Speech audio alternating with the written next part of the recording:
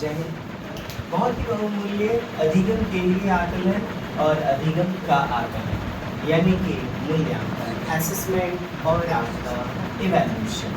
देखिए, अधिगम के लिए मूल्यांकन यानी कि सीखने के दौरान बच्चे में क्या कमी रह गई इसको जानना, यही तो है निर्माणात्मक आकलन, फॉर्मेटिव असेसमेंट। इसका उद्देश्य सीखने को बेहतर बनाना है। क्या बनाना है साहब? बेहतर। यानी कि सीखने के दौरान, ड्यूरिंग, अधिगम का मूल्यांकन सीखने के अंत में होता है। आप क्या पढ़ रहे हैं?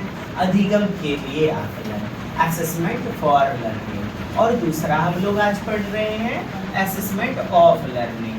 तो इसे कहते हैं अधिगम का आकलन, अर्थात ये होता है अंत में जैसे हाफ ईयरली एग्जाम, जैसे वार्षिक परीक्षाएं। अब बताइए, बच्चा जो है पास हो गया, अब आप बच्चे को क्या सुधारेंगे? तो हमारे लिए परीक्षा के दृष्टिकोण से अधिगम के लिए आकलन, जिसे अधिगम हेतु आकलन भी कहते हैं, ये बहुत ही बहुमूल्य होता है। इसका उद्देश्य क्या? सीखने के परिणाम यानी प्रतिफल का आकलन करना है। बोले तो रिजल्ट के लिए आकलन करता है असेसमेंट ऑफ लर्निंग। एक एक करके मित्रों बेहतर ढंग से समझने का प्रयास करते हैं। आप फिलहाल इतना समझ लीजिए, ये जो अधिगम के लिए आकलन है ना, इसी को हम बोलते हैं फॉर्मेटिव असेसमेंट। फॉर्मेटिव अर्थात निर्माणात्मक, अधिगम के लिए आकलन। सर मूल्यांकन लिखा, बाबा मूल्यांकन विस्तृत पक्ष है, आकलन एक सीमित पक्ष है। आप मूल्यांकन और आकलन के चक्कर में भी मत पड़िए। अभी तो फिलहाल इतना जानिए, आकलन और मूल्यांकन दोनों का मतलब होता है बच्चे की जांच पड़ताल करना, टेस्ट लेना। ठीक है डियर? चलिए, meaning of assessment for learning, जिसे हमने क्या बोला? Formative assessment. और आपके परीक्षा के दृष्टिकोण से, नई शिक्षा नीति के दृष्टिकोण से भी FORM यानी फॉर्मेशन ऑफ नॉलेज, ज्ञान का निर्माण यानी ज्ञान की रचनात्मकता। इसीलिए इस मूल्यांकन को हम रचनात्मक मूल्यांकन भी कहते हैं। ये अधिगम के लिए आकलन, असेसमेंट फॉर लर्निंग। इसके बाद देखेंगे अधिगम का आकलन, अर्थात सम्मेटिव आकलन, योगात्मक आकलन। ठीक? चलिए, अधिगम के लिए आकलन, असेसमेंट फॉर लर्निंग, जिसे हम फॉर्मेटिव भी कहते हैं, फॉर्मेटिव असेसमेंट, जिसे हम रचनात्मक आकलन भी कहते हैं। ज्ञान का निर्माण होगा, जैसे साप्ताहिक परीक्षा, वीकली टेस्ट। बच्चे का नंबर थोड़े मिलता है वीकली टेस्ट में, वो रिपोर्ट कार्ड में नहीं जुड़ेगा। वो तो एक शिक्षक जानने के लिए कि बच्चे में कहाँ कमी रह गई, आखिर किस क्षेत्र में बच्चे में कमी है, यह जानने के लिए अधिगम के दौरान चलने वाली प्रक्रिया क्या कहलाती है, अब आप इसे देखिए। तो परीक्षा में आता भी है, छात्रों की सीखने की प्रगति को समझने और फिर समझ करके सुधार के लिए, अर्थात प्रतिपुष्टि, फीडबैक देने के लिए कौन सा आकलन? आप योगात्मक मत ले लीजिएगा। अधिगम के लिए आकलन, निर्माणात्मक आकलन लेना है। यह एक सतत प्रक्रिया है। कौन? फॉर्मेटिव असेसमेंट क्या है?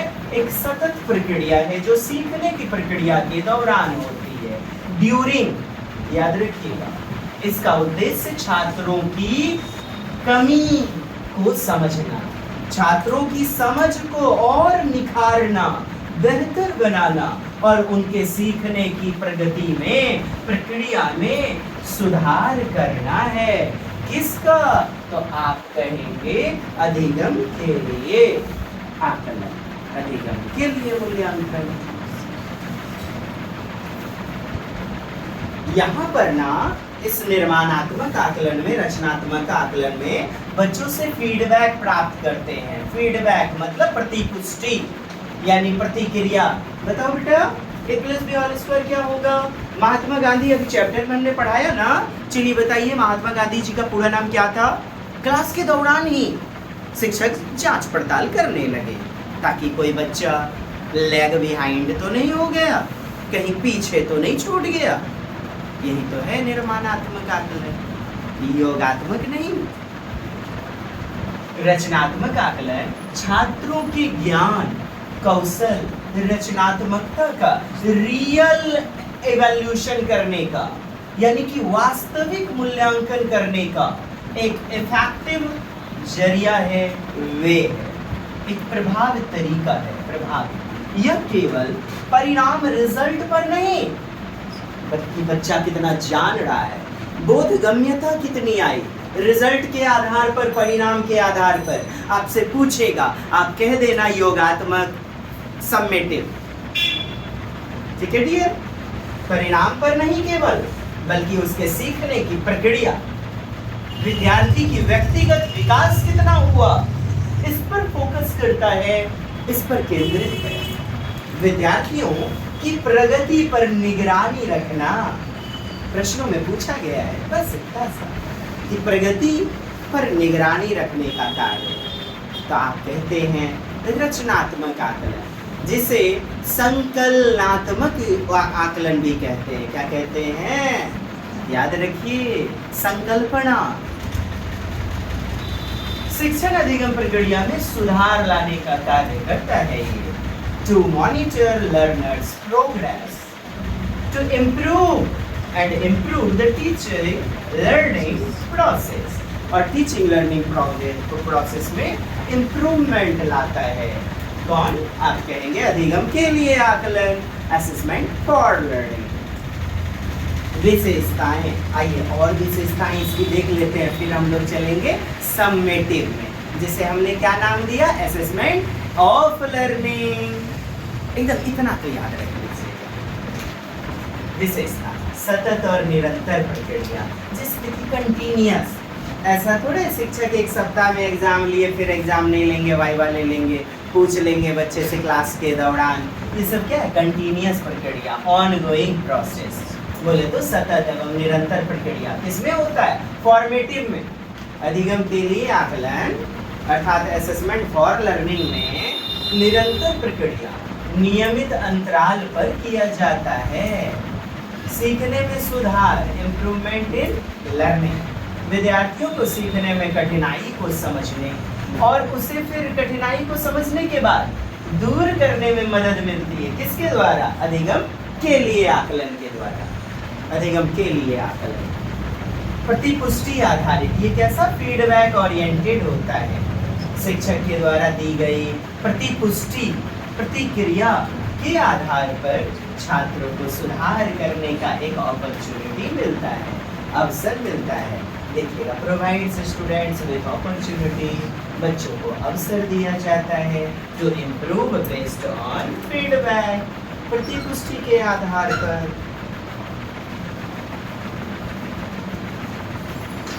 लगे हाथ यह भी समझ लीजिए, क्या लिखा हुआ है? गैर औपचारिक, मतलब नॉन फॉर्मल, जो पूरी तरह नियम पर आधारित नहीं होगा। समझने का प्रयास कीजिएगा। पढ़ क्या रहे हैं? अधिगम के लिए आकलन और अधिगम का आकलन। और आपने देखा ना कि ये जो के लिए है ना, असेसमेंट फॉर लर्निंग, इसे हम कहते हैं रचनात्मक आकलन, रचनात्मक। और ये जो फॉर्मेटिव असेसमेंट रचनात्मक होगा ना, ये नियम के अनुसार नहीं, बच्चे को मातृभाषिक परिवेश के अनुसार, अर्थात औपचारिक नहीं होगा। जो औपचारिक, फॉर्मल नहीं होगा, अर्थात गैर औपचारिक होगा। गैर औपचारिक तो इसी को कह देगा क्या? गैर मानकीकृत। गैर मानकीकृत, आप अच्छे से समझ जाओगे। हमारा नोट्स बेहतरीन डिजाइन किया ही इसीलिए गया है, आप बस गौर फरमाइएगा। ये जो अधिगम का आकलन है, इसे हमने नाम दिया योगात्मक आकलन। बोला जाता है योगात्मक, जहाँ पर नंबर जुड़ते हैं, जैसे कि वार्षिक परीक्षाएं, वार्षिक परीक्षाएं। ये क्या? अधिगम का प्रतिफल है। एक रिपोर्ट कार्ड छपती है, उस पे बच्चे का नंबर, मार्क्स वगैरह जुड़ते हैं। ये अधिगम का आकलन है, असेसमेंट ऑफ लर्निंग, योगात्मक। और ये कैसा होगा? मानकीकृत, मानक अर्थात नियम मानकीकृत। इसी को आप कहेंगे औपचारिक, फॉर्मल। एकदम रामबाण है, एक एक शब्द याद रखें। तो नियम से चलने वाली प्रक्रिया है, जो कि अधिगम के प्रतिफल पर, अधिगम का प्रतिफल समझ रहे हैं, लर्निंग आउटकम्स, अर्थात बाद में जो रिजल्ट प्राप्त होते हैं, परिणाम, उसके आधार पर ये आकलन होता है। तो चलिए, यही पढ़ रहे थे ना, अधिगम के लिए आकलन यानी रचनात्मक अर्थात गैर औपचारिक। औपचारिक जो ना हो, मानकीकृत जो ना हो, यानी नॉन, गैर। आपको प्रश्न में इसी प्रकार से चुनना है। गैर औपचारिक इसी का तो नाम है। गैर औपचारिक मूल्यांकन, नॉन फॉर्मल, जो फॉर्म से ना चले, नॉन फॉर्मल, पूरी तरह से नियम के अनुसार नहीं। एक बात बताइए बच्चे, बाल केंद्रित शिक्षण प्रणाली है, चाइल्ड सेंटर्ड, तो कहाँ से नियम की ओर बांध रहे हैं? औपचारिक, एक फॉर्म में। इसीलिए तो नॉन फॉर्मल आपका सही है, गैर औपचारिक। आधा औपचारिक होगा, आधा नहीं होगा। चलिए, कक्षा में गतिविधियों के माध्यम से सिखाया जाएगा, वर्कशीट के माध्यम से, कार्यपत्रक, प्रश्नोत्तरी आदि के माध्यम से सिखाया जाएगा। तो बच्चे बेहतर ढंग से सीखेंगे जब क्रियाविधि करके, लर्निंग बाय डूइंग करके बालक बालिका सीखेंगे। समझ पा रहे हैं? गतिविधियां करके सीखना, वो योगात्मक वाला नहीं कि बच्चा पेज फाड़ करके भी चोरी करके किसी तरह नंबर उठा लिया, नंबर बढ़ा लिया। योगात्मक वो नहीं चलेगा। अधिगम का आकलन कि नंबर से केवल मतलब है, मार्क्स से मतलब है,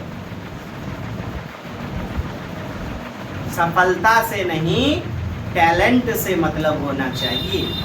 वरना नंबर तो ले दे करके भी उठा लिए जाते हैं।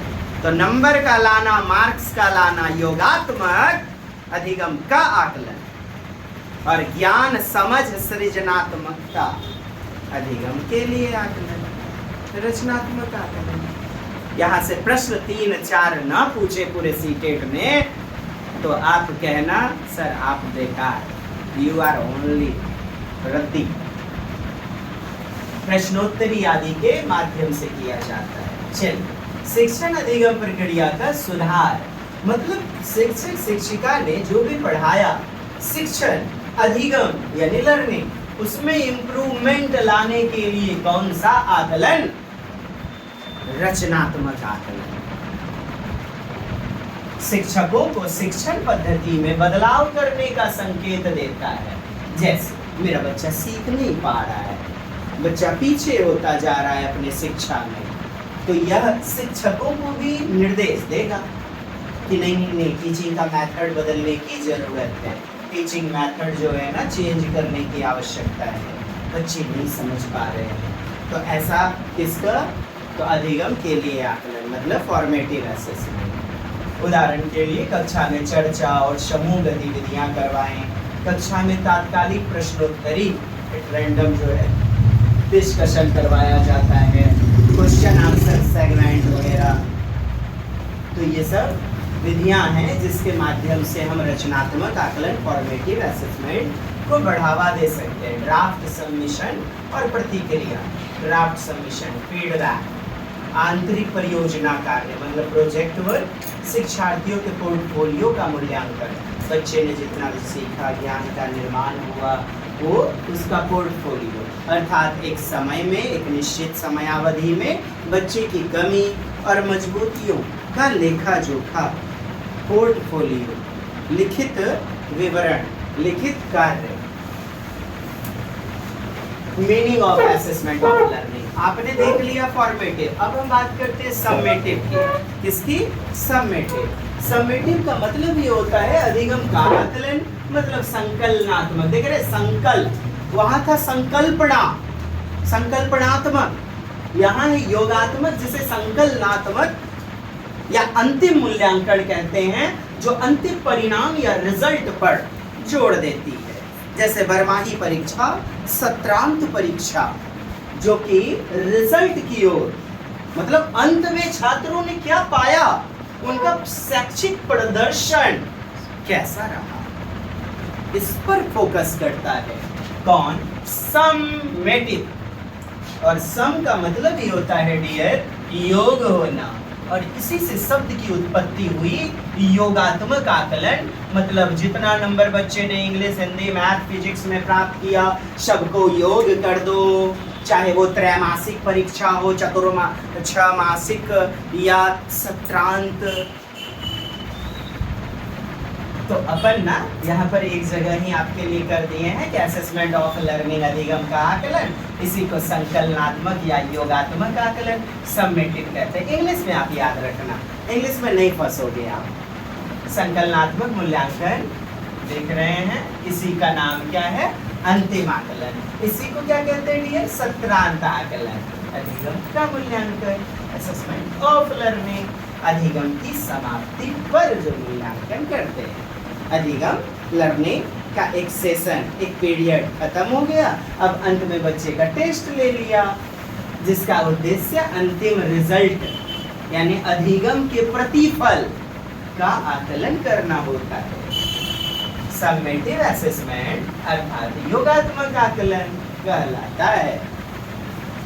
संकलनात्मक, संकल का मतलब है पूर्ण करना, संकल।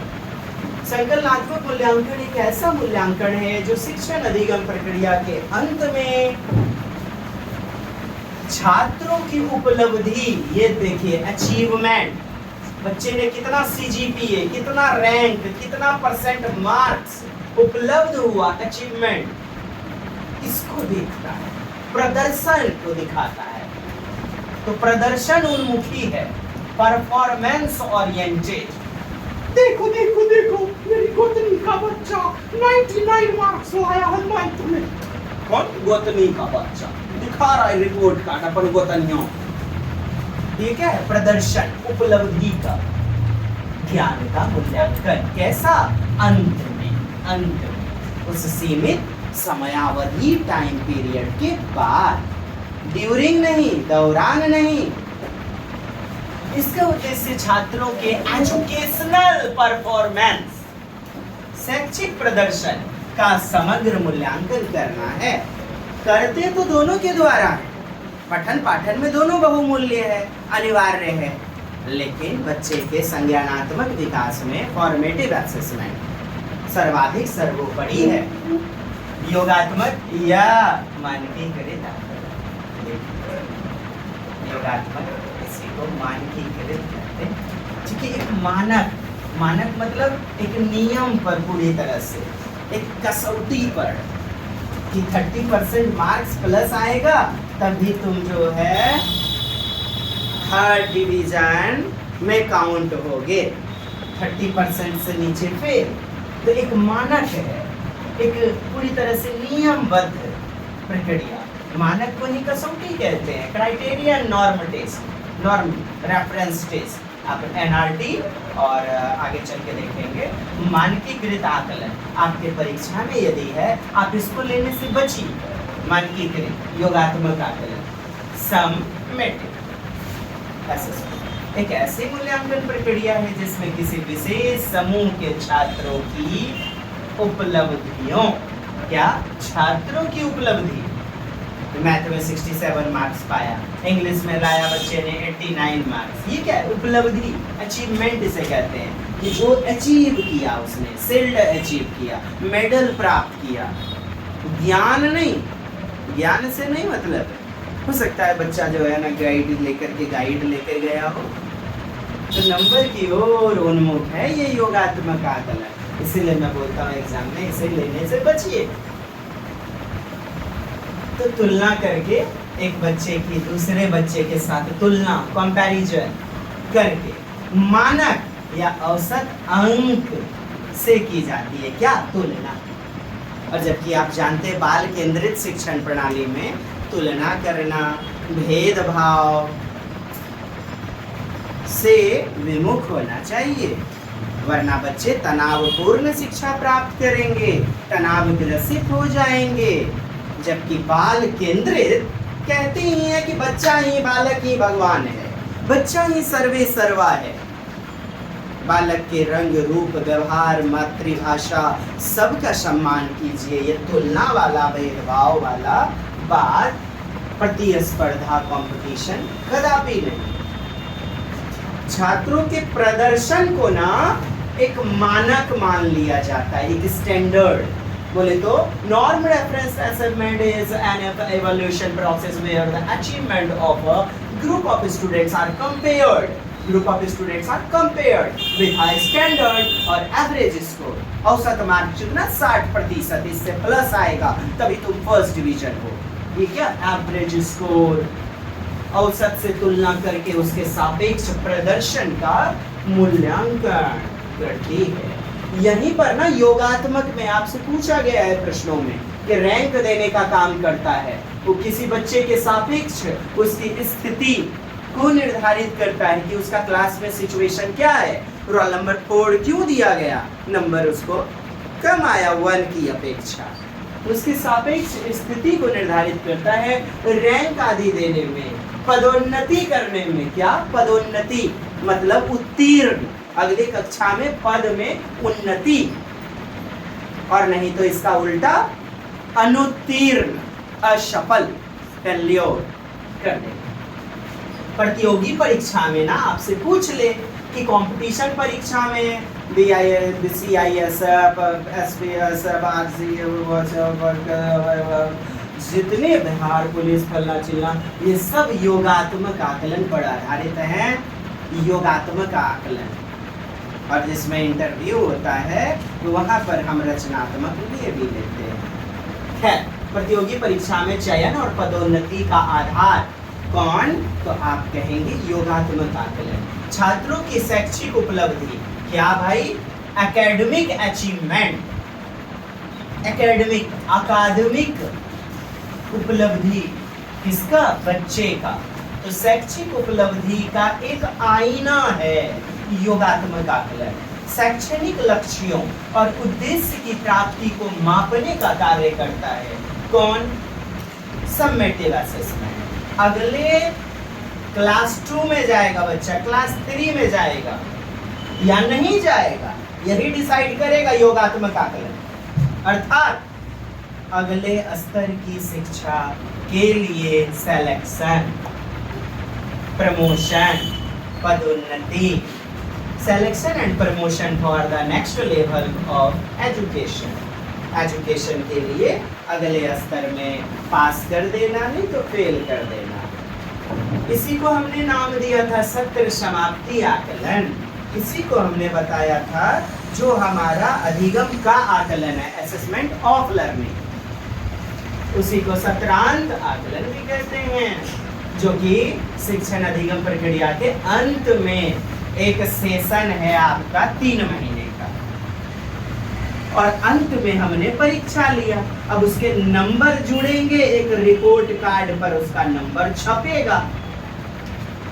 तो जिसके नंबर प्राप्त हो, जहां नंबर मायने रखता है, मार्क्स, वो योगात्मक आकलन है।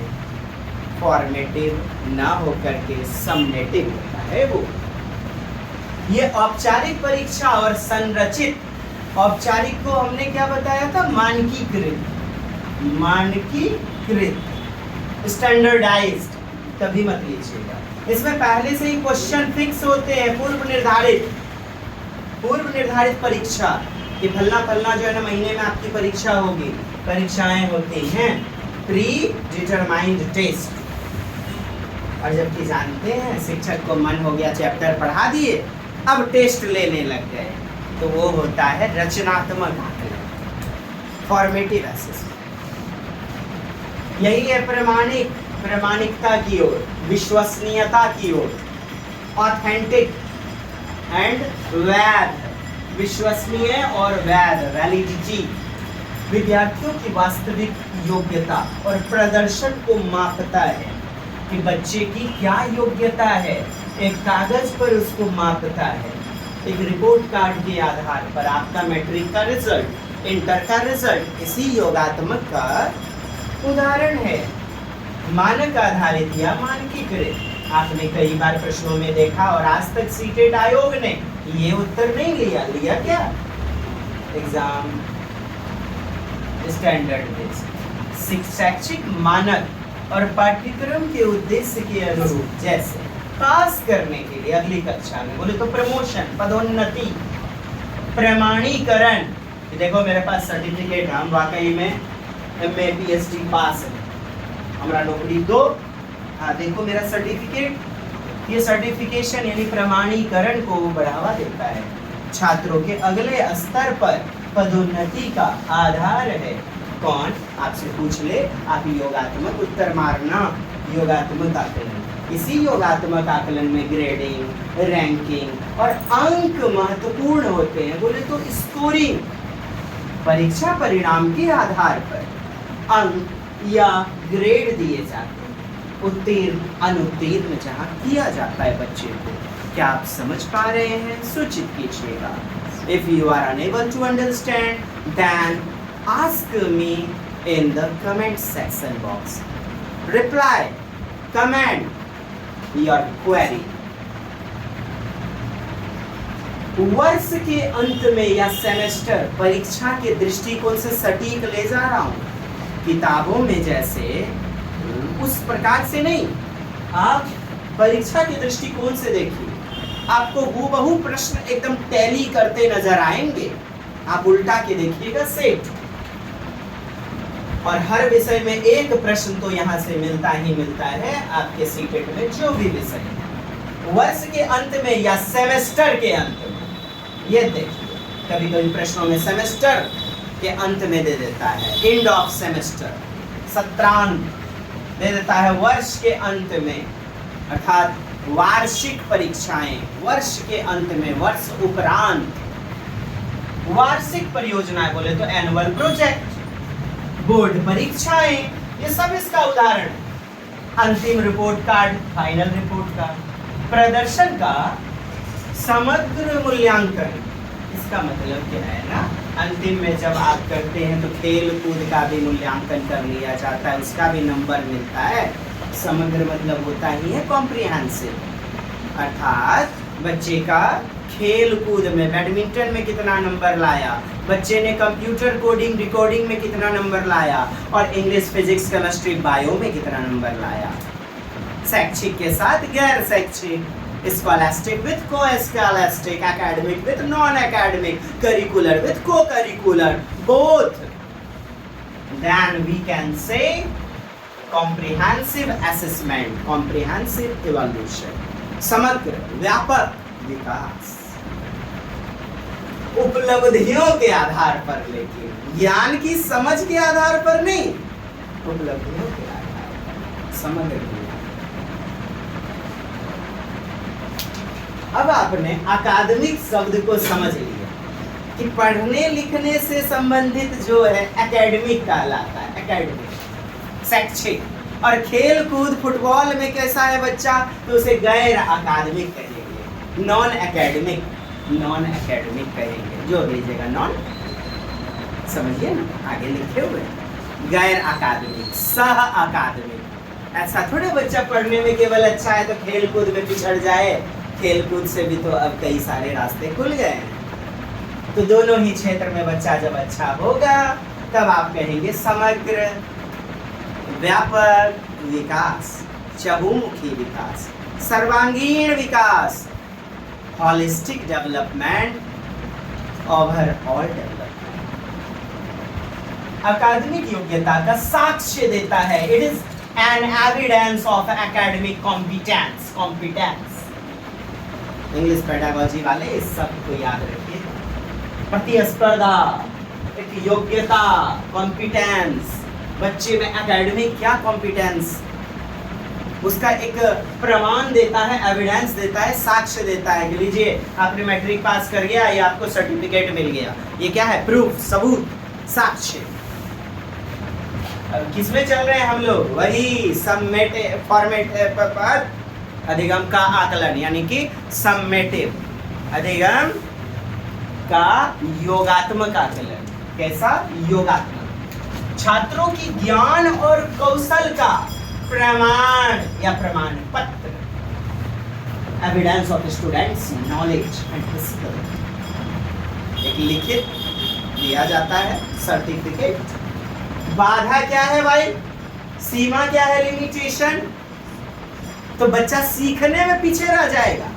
हो सकता है अपने दोस्त को एग्जाम में क्यों भाई थोड़ा लॉलीपॉप खिला देंगे, हो पिज्जा समोसा खिला देंगे, बहन देखा दो, तो बहन जी होकर दोस्तायन दिखा रही है, एग्जाम में चोरी करा रही है, नंबर का हो गया योग, लेकिन ज्ञान का रचनात्मक आकलन पीछे रह गया। यानी फॉर्मेटिव में बच्चा पिछड़ गया संज्ञानात्मक विकास में, लेकिन योगात्मक आकलन में नंबर बढ़ गए। हो सकता है अलका गाइड पेपर ले हो, हाँ अपन बाल में छुपा के माथा के है यहाँ फाड़ लिया, यहाँ पे रख लिया है, यहाँ ना हाँ पता चला वायरलेस ब्लूटूथ लगा के अले काहे, योगात्मक आकलन बढ़ावे ले, योगात्मक।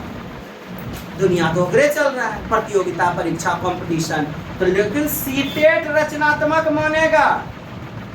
अब बोल दे दोनों का प्रयोग करते हैं तो हाँ जरूरी दोनों है जी। अब आधा क्या है, ऊपरे ऊपर मूल्यांकन कर लेता है ये। अभी तो भाइभा भी लिया जाता है, असाइनमेंट। पहले तो खाली लिखित परीक्षा, बोर्ड परीक्षा है, बच्चा कैसे पास कर गया उससे मतलब नहीं है, ज्ञान कितना आया। सतही मूल्यांकन मैंने सरफेस लेवल का असेसमेंट केवल अंतिम परिणाम रिजल्ट पर ही ध्यान केंद्रित करता है, सीखने की प्रक्रिया पर नहीं, प्रोसेस ऑफ लर्निंग पर नहीं, रिजल्ट पाने पर ध्यान केंद्रित। कौन, योगात्मक। अल्पकालिक स्मृति पर निर्भरता। देखिए जब बच्चा समझेगा नहीं तो उसकी मेमोरी ना अल्पकालिक मतलब शॉर्ट टर्म मेमोरी रहेगी। जब बच्चा समझेगा नहीं, खाली नंबर के लिए पढ़ेगा, रट्टा मार, ये रटन प्रणाली वाली है। बच्चे यहाँ याद करके सीखते हैं, छात्र परीक्षा के लिए रटते हैं, जो दीर्घकालिक सीखने में सहायक नहीं होगा। दीर्घकालिक सीखना, लॉन्ग टर्म मेमोरी, आपसे प्रश्न में पूछा गया है 2021 में। दीर्घकालिक सीखना, लॉन्ग टर्म मेमोरी, तो बच्चा जब सीखेगा अर्थात रचनात्मक आकलन, फॉर्मेटिव असेसमेंट, छोड़ेंगे कुछ नहीं, छोड़ेंगे ना गाएंगे, अपना गा लीजिए, आप छोड़ दीजिएगा। शिक्षक छात्र अंतःक्रिया में कमी। जी हाँ, बच्चा प्रश्न पूछने नहीं करेगा, छात्र बच्चा शिक्षक से प्रश्न नहीं पूछेगा। गाइड को कैसे कैसे एकदम कैसे कमीज में घुसाएंगे, हाँ उस पर ध्यान देगा। नंबर पाना है ना, टीचर जी से कहा लेना देना है कि क्वेश्चन सर हम नहीं पूछे, अंतःक्रिया करने नहीं करेगा, यानी कि इंटरेक्शन। बच्चा जब समझने के लिए बढ़ावा बढ़ेगा, समझने के लिए सीखना चाहेगा, तब ना टीचर से क्वेश्चन करेगा और छात्र से शिक्षक फिर क्वेश्चन करेंगे और फिर मिल करके उत्तर का समाधान देंगे। यानी दोनों का अंतःक्रिया नहीं, उसमें कमी। यही तो हमने लिखा, lack of teacher student interaction, correlation में कमी। परीक्षा के दौरान शिक्षक और छात्र के बीच संवाद की कमी, चर्चा की कमी। और परीक्षा में ये भी देखने को मिलता है, सर 60 नंबर अथवा है सर, दोनों बना लिए सर। हर बुलबा परीक्षा में नहीं बताएंगे, डोंट टॉक। कोई ना बात कर सकता है परीक्षा में, नगरिया पुछड़ी तोड़ देंगे, काट लेंगे। परीक्षा में बात नहीं करेगा, परीक्षा के दौरान बात नहीं कर सकते, संवाद नहीं कर सकते हैं बच्चे। क्या नहीं कर सकते, इंटरेक्शन नहीं कर सकते, लेकिन वहां रचनात्मक में कर सकते हैं, क्योंकि छात्र और शिक्षक मिल करके किसी समस्या का समाधान करते हैं। परिणाम आधारित मूल्यांकन, ये देखिए इसी को रिजल्ट ओरिएंटेड ओनली असेसमेंट कहते हैं। कहता है प्रदर्शन उन्मुखी यानी परफॉर्मेंस ओरिएंटेड। तभी तो मैं आपको बचने के लिए कहता हूं, जहां जहां प्रदर्शन दिखे वाह वाह, प्रदर्शन लोगों को दिखाना, अरे संज्ञानवादी बने, ज्ञान का विकास, प्रदर्शन उन्मुख नहीं। छात्र के प्रयास और प्रक्रिया को महत्व दें, जबकि ये नहीं देता। क्या एफर्ट और प्रोसेस का एसेस नहीं करता। दोनों मूल्यांकन एक दूसरे के कैसे लग रहे हैं अब आपको, पूरा अर्थात अधिगम के लिए आकलन, अधिगम का आकलन। यानी रचनात्मक योगात्मक शिक्षण प्रक्रिया को प्रभावी बनाने में दोनों सहायक हैं। आपने देख लिया डियर, मैं आपको यूं नहीं छोड़ूंगा। आप सीख गए, आप कह रहे हो, मानवे नहीं करेंगे, एकदम नहीं मानेंगे। अधिगम के लिए मूल्यांकन, जिसे हम नाम दिए निर्माणात्मक, अधिगम का मूल्यांकन, जिसे नाम दिया संकलनात्मक यानी योगात्मक आकलन। बोले तो अधिगम के लिए मूल्यांकन और अधिगम का मूल्यांकन हम लोग पढ़ने जा रहे हैं। उसके बीच क्या अंतर देख रहे हैं, डिफरेंस देख रहे हैं। इंग्लिश जरूर याद रखिएगा, फॉर्मेटिव असेसमेंट और ये सबमेटिव असेसमेंट। हिंदी आपको देखना है तो करते रहिए याद, कई नाम है।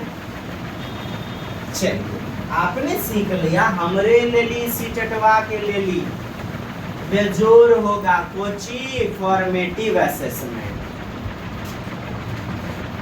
फॉर्मेटिव असेसमेंट है वाला अधिगम के लिए आकर यह समन्वय योग नंबर का जुड़ना, फॉर्म मतलब फॉर्मेशन होना और निर्माण होना ज्ञान। चलिए, अधिगम को सुधारने के लिए सीखने की प्रक्रिया के दौरान ड्यूरिंग तो बेहतर बनाने के लिए अधिगम की प्रक्रिया को कौन सा आकलन आप कहते हैं, फॉर्मेटिव। कहेगा अधिगम के परिणाम आधारित यानी कि प्रतिफल, अधिगम का प्रतिफल, लर्निंग आउटकम्स, रिजल्ट, अंत में निष्कर्ष निकालने के लिए कि बच्चा पास होगा, बच्चा फेल होगा, इसके लिए रिजल्ट ओरिएंटेड समेटिव आकलन, समेटिव असेसमेंट। बच्चे ने जितना सीखा अंत में जो प्रतिफल मिलेगा, रिजल्ट मिलेगा, परिणाम, उसी को तो कहते हैं आप लर्निंग का आउटकम्स। आउटकम्स और ये लर्निंग का सीखने का परिणाम, सीखने का प्रतिफल कौन देगा, योगात्मक आकलन, असेसमेंट ऑफ लर्निंग। समेटिव सीखने की प्रक्रिया पर, लर्निंग प्रोसेस पर ध्यान देता है। ये प्रोसेस पर ध्यान देता है, ये प्रक्रिया है और ये है उत्पाद, प्रोडक्ट। गौर फरमाइएगा मेरे हुजूर, प्रोडक्ट है ये। अभी फैक्ट्री में बिस्कुट बन ही रहा है, प्रोसेस, प्रक्रिया। लेकिन बिस्किट निकल करके मशीन से रैपर में पैक हो चुका है, प्रोडक्ट, उत्पाद यानी परिणाम है ये। और ये प्रक्रिया है, बच्चा सीखने के चरण में, प्रोसेस में। किसी को तो अधिगम के लिए आकलन, निर्माणात्मक, रचनात्मक, और ये योगात्मक आकलन, अधिगम का आकलन, assessment of learning, summative assessment कहते हैं। मेरी आवाज पर, वाणी पर गौर फरमाइए, वीडियो रोकिए और देखिए इसे, नहीं तो फिर ऐसे ही रास्ते कम से। अधिगम प्रक्रिया के दौरान लगातार, बोले तो ड्यूरिंग द लर्निंग प्रोसेस चलता है कौन, रचनात्मक आकलन। अधिगम अवधि के अंत में, at the end of learning period. ये कह रहा है ड्यूरिंग और ये कह रहा है एंड। बस तत्काल और सतत प्रक्रिया प्रतिपुष्टि यानी ऑनगोइंग फीडबैक। सतत, निरंतर, ऑनगोइंग मतलब निरंतर। ऐसा नहीं आज एक महीना में टेस्ट हुआ तो कल अगले महीने नहीं होगा, इस सप्ताह में हुआ तो दुगो हो सकता है। सर को समझ में आना चाहिए कि बच्चा सीख पाया कि नहीं सीख पाया। टीचर अपने मन से जो है साप्ताहिक परीक्षा, डेली टेस्ट वगैरह भी ले सकते हैं, जिसके नंबर नहीं, ज्ञान महत्वपूर्ण है। प्रतिपुष्टि, और ये कहता है के बाद, मूल्यांकन के बाद विलंबित प्रतिक्रिया, आफ्टर। बस ये वाला आप बाद याद रखिएगा। और ये प्रतिक्रिया प्रतिपुष्टि के लिए, बच्चे से फीडबैक लेने के लिए। कोई क्वेश्चन पूछ लिया, बच्चा फंस गया, तो शिक्षक को समझ में आता है मुझे भी सुधार करना चाहिए और बच्चे को भी सिखाने में और बेहतर सिखाना चाहिए। शिक्षण विधियों और अधिगम में सुधार। जब शिक्षक को पता चलेगा बच्चे नहीं समझ पा रहे हैं तो इम्प्रूव करेंगे टीचिंग में, लर्निंग में। अधिगम की उपलब्धि बोले तो अचीवमेंट, सर्टिफिकेशन, प्रमाण पत्र, प्रमाणन को दिखाता है ये। उपलब्धि, रिजल्ट कार्ड, रिपोर्ट कार्ड। उदाहरण के रूप में क्या है इसमें, फॉर्मेटिव में और ये सबमेटिव।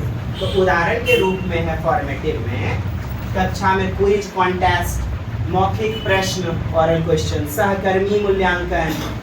एक दोस्त जो है आपसे पूछ रहा है, बताइए जी प्लासी का युद्ध कब हुआ, आप याद करके आए। अंतिम परीक्षा, मानकीकृत परीक्षा नहीं है। आज के सेगमेंट के बाद आपको यकीन मानिए असुविधा नहीं होगी, दिक्कत नहीं होगी। देख रहे हैं quiz, oral questions, peer assessment. यहाँ फाइनल एग्जाम आप देख रहे हैं, स्टैंडर्डाइज्ड टेस्ट, मानकीकृत परीक्षा। Any problem? निदानात्मक, बच्चे की कमी को जानना, इसको क्या कहते हैं, डायग्नोस्टिक टेस्ट। और जानने के बाद फिर बच्चे में सुधार करते हैं ताकि बच्चे में विकास हो सकेगा। लेकिन ये क्या है, न्यायिक है, निर्णायक है, जजमेंट देने वाला कि देखो देखो देखो तुमने जो है ना 19 नंबर लाया, तुमको फेल किया जाता है। निर्णायक, एक निर्णय देने वाला, प्रमाण है, साक्ष्य है, सबमेटिव। शिक्षक की भूमिका भाई कैसी, तो शिक्षक एक फैसिलिटेटर है, फैसिलिटी देने वाला। अच्छे अच्छे बेंच बैठने के लिए, सुलभ शौचालय, खुले बरामदे, खुले कोने वाले लाइब्रेरी, पुस्तकालय। तानाशाही नहीं, फैसिलिटी देने वाला, फैसिलिटेटर। किसमें, फॉर्मेटिव, फॉर्मेटिव। लेकिन सबमेटिव में ग्रेड देने वाला होगा शिक्षक, मतलब बच्चे का जांच करने वाला, टेस्ट लेने वाला, प्रमाण पत्र देने वाला। शिक्षक का भूमिका, शिक्षक की भूमिका एडजस्ट, अनुकूलन, इंस्ट्रक्शन देने ताकि बच्चे समझ पाए, सीखने में मार्गदर्शक, फैसिलिटेटर, ये वर्ड याद रख लीजिएगा। अच्छा, जब फॉर्मेटिव है तो बच्चा कैसा, सक्रिय, पार्टिसिपेट करेगा। सर हम नहीं बुझे सर, फिर बताइएगा सर। पिता का उम्र 50 वर्ष कैसे निकल गया सर? देख बेटा राम खेलावन, देख बेटा राम खेलावन, एक्स माना बापा रे उम्र, बेटा का उम्र जो है ना एक्स माइनस जो है ना 10 बरिस कर दिया। बात बुझ, हाँ सर बुझ गई नहीं, तो सक्रिय भागीदारी। लेकिन वहां रिजल्ट में निष्क्रिय प्राप्त करता, रिसीवर कैसा, पैसिव रेसिपिएंट, पैसिव, निष्क्रिय। तभी तो आप इसको उत्तर नहीं लेते हो, निष्क्रिय प्राप्त करता है। ये सब देखिए, ये शब्द जो लिखे हैं ऐसे नहीं लिखे हैं। शिक्षक का अधीन है बच्चा, जबकि बच्चा स्वतंत्र होगा। कहाँ, फॉर्मेटिव में स्वतंत्र होगा। और ये शब्द प्रश्नों में न आए तो कहिएगा हुजूर। प्रक्रिया उन्मुख है और ये परिणाम, यानी कि ये है आउटकम्स, प्रोडक्ट ओरिएंटेड, और ये है process oriented. I have already told you. और ये है आपका प्रश्न, निर्माणात्मक मूल्यांकन का मुख्य उद्देश्य क्या है? आप कहेंगे पहले तो आप निर्माणात्मक, संकलनात्मक, फॉर्मेटिव असेसमेंट का मुख्य उद्देश्य तो सीखने की प्रक्रिया में सुधार, जी हाँ, इम्प्रूव। अंतिम वाला तो होगा नहीं क्योंकि वो तो योगात्मक है।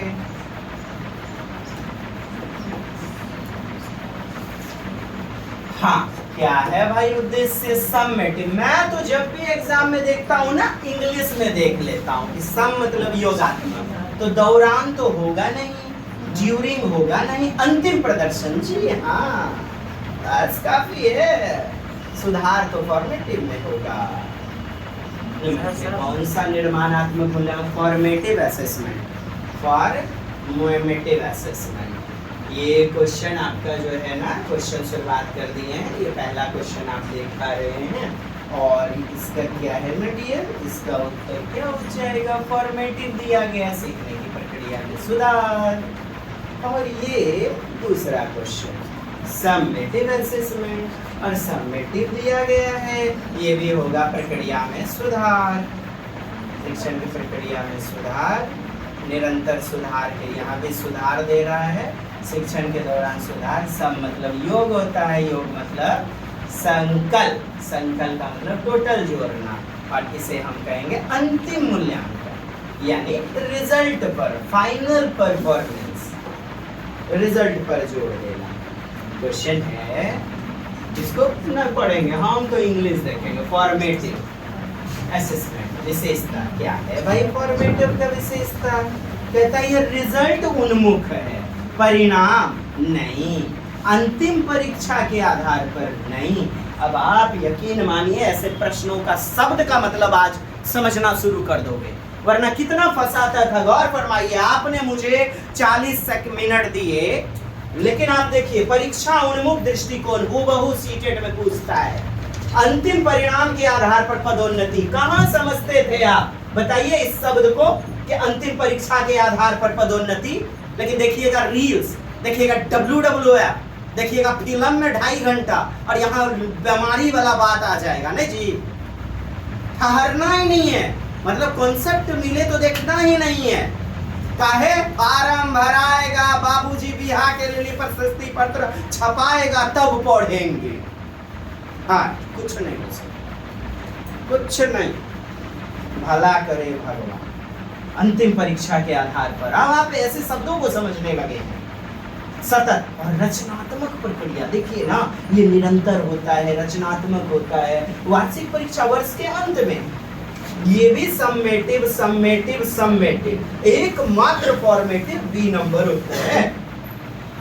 संकलनात्मक, अच्छा, सम्मेटिव उपयोग किसके लिए किया जाता है? आप कहेंगे सुधार के लिए, न पुनर्निर्माण, पदोन्नति और प्रमाणन। बी, दोनों में अंतर क्या है भाई? दोनों में अंतर क्या? अंतिम परिणाम पर केंद्रित है दोनों, नहीं, दोनों मूल्यांकन प्रक्रिया उन्मुख है, निर्माणात्मक मूल्यांकन सतत प्रक्रिया उन्मुख है, जबकि संकलनात्मक परिणाम उन्मुख। जी आ गया। आप बताइए ना, बहुत फॉर्मेटिव समेटिव कर रहे थे ना, आप बताइए। सुझा रहा है, लौक रहा है सबसे। Is it visible clearly, totally totally? M Mishra ji बता दीजिए तनी। एतबारी जी, बबीता, जोगिंदर, सबके प्रणाम नमन। बताइए, सबके लौक रहा है? बीरो जी, कीरो जी, हाँ। अधिगम के लिए एकरा को ची बोले हम, असेसमेंट फॉर लर्निंग। अधिगम का को क्या बोले? और अभी तुरंत बताए, क्या बताए? इसे कहते हैं अधिगम रचनात्मक आकलन, और इसे क्या कहते हैं? योगात्मक आकलन। कहता है दोनों में अंतर क्या है? आइए, केवल वार्षिक गलत, हाँ, जबकि अधिगम का मूल्यांकन अंतिम परिणाम। जी, ये जो है ना, इससे मैच कर गया। यहाँ आप देख लोगे, यहाँ पर आपको मिल जाएगा, और यहाँ खोज लेना आप, और यहाँ पर आपका जो है असेसमेंट और इम्प्रूवमेंट वाइल असेसमेंट ऑफ, यहाँ आपको ऑफ मिल गया। बस ऑफ और फॉर का खेल है, और फॉर को हेतु भी कह दिया जाता है। आगे मैं बताऊंगा अधिगम के रूप में आकलन, यानी खुद का खुद से स्व आकलन जो होता है ना, उसे असेसमेंट एज लर्निंग कहते हैं। स्व आकलन ये सबसे बेस्ट होता है। बच्चा रूटीन बनाता है, बात करता है खुद से, अरे रे मेरा मैथ कमजोर है, मुझे और ध्यान देने की ज़रूरत है, मैं क्या करूँ? अच्छा यहाँ मैं ध्यान दे, ओह अच्छा चलो ठीक है। इसे असेसमेंट एज लर्निंग कहते हैं। अधिगम के रूप में आकलन, गौर फरमाइए हुजूर मेरे, लिख लीजिए। अधिगम के रूप में आकलन, एक सब्जी बनाने के दौरान एक रसोइया सब्जी चखता है, टेस्ट करता है, अधिगम के रूप में आकलन है। असेसमेंट एज लर्निंग है। अभी आपने क्या पढ़ा? Assessment of learning, assessment for learning. देख लीजिए, उत्तर भी दिया गया। हमारा बेहतरीन नोट्स आपको मिलेगा, बेहतरीन ढंग से डिजाइन किया हुआ, आप कुरियर के द्वारा भी प्राप्त कर सकते हैं। ओनली इंक्लूडेड डाक चार्ज 499 रुपीज, 499 में आप बाइलिंगुअल नोट्स प्राप्त कर सकते हैं। अधिगम के लिए मूल्यांकन, लेकिन पढ़ने के बाद मैं दावा कर सकता हूँ हमको ना भुला पाओ। असेसमेंट फॉर लर्निंग का एक उदाहरण क्या है? देखिए के लिए और ये फॉर आपका। चलिए वार्षिक परीक्षा ना ना ना, कक्षा में चर्चा हाँ, चूंकि ग्रेड, रिपोर्ट कार्ड, वार्षिक परीक्षाएं, अंतिम report card, final report card, ये सभी क्या योगात्मक आकलन है। अधिगम का मूल्यांकन एक उपयुक्त उदाहरण क्या है? देखिए प्रिपेयरिंग लेसन प्लान, इकाई परियोजना, पाठ योजना बनाना, सेमेस्टर परीक्षा किसका? अधिगम का, मतलब ऑफ योगात्मक। कक्षा गतिविधि का अवलोकन नहीं, मौखिक प्रतिक्रिया ये भी नहीं, सेमेस्टर परीक्षा जी हाँ, सेमेस्टर वाइज सत्रांत परीक्षा, अंतिम मूल्यांकन। B is the best answer. आ गया अधिगम हेतु, और आप फंसोगे क्योंकि इसी को कहते हैं अधिगम के लिए आकलन। आप इंग्लिश देखना, असेसमेंट फॉर लर्निंग, इसका मुख्य लक्षण क्या है? तो क्या लक्षण है भाई? प्रमाणन और पदोन्नति नहीं, छात्र को ग्रेड देना नहीं, सीखने की प्रक्रिया को बेहतर बनाना।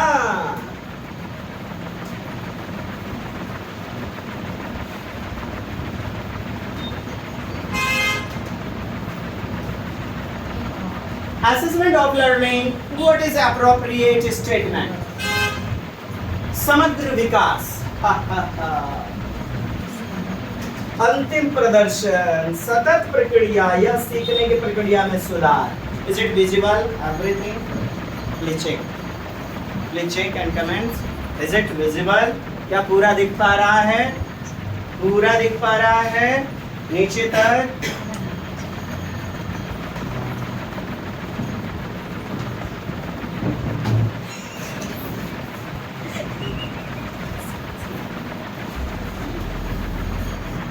इस प्रश्न का उत्तर आपको कमेंट सेक्शन में देना है, हम नहीं देखने देंगे उत्तर। हाँ, पूरा एक बार प्रश्न देख लीजिए। चलिए, और कैसी लगी कक्षा जरूर बताइएगा, अभी नहीं जाइएगा। हाँ अच्छा, से जाइए, बड़ी दूर जाना है। नहीं, बड़ी दूर से आए। अगला कौन सा है जी? अरे वाह, बहुत बढ़िया, गर्दा मचाने वाला चैप्टर आ गया। SBA, school based assessment, CCE, जहां से प्रश्न आपके चाहे EVS रहे, SST रहे, CDP रहे, मैथ रहे, एक प्रश्न इधर, एक प्रश्न इधर, एक प्रश्न इधर, मतलब सारे सेगमेंट में मिलते हैं। चलिए धन्यवाद, अपने महलों में बसिए, मैं भी अपनी झोपड़ी में। यो दीजिए, इजाजत दीजिए। अच्छा शेयर कर दीजिए। हाँ, जय हिंद।